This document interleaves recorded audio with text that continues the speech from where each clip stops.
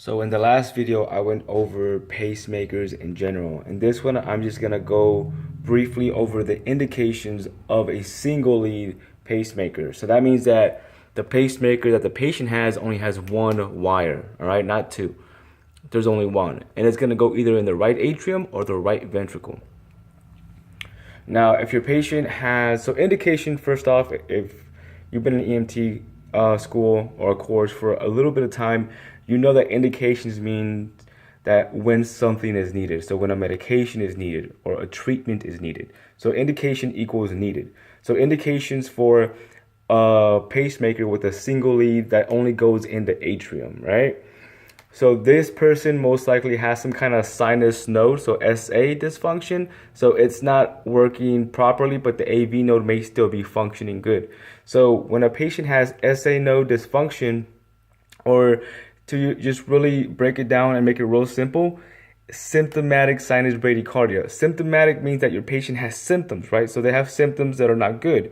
And sinus bradycardia means that, or just bradycardia in general, means that your pulse is below 60 beats per minute.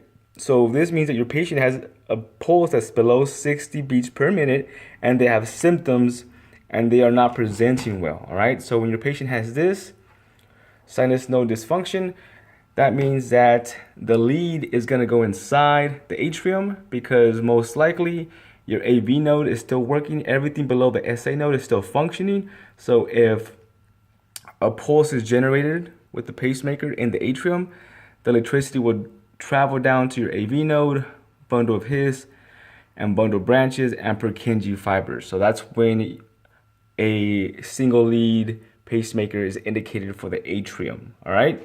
Now, for the AV node, usually your patient will have atrial fibrillation. So that means that the SA node is just completely out of whack. It's not functioning. So we have to pace the ventricles directly, all right? And that is the indication for a single lead pacemaker. Simple, not much to it. So if your patient has a pacemaker, it's a single lead.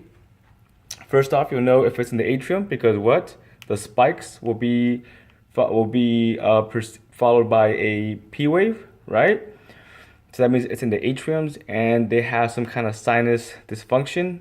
Most likely they have bradycardia with symptoms.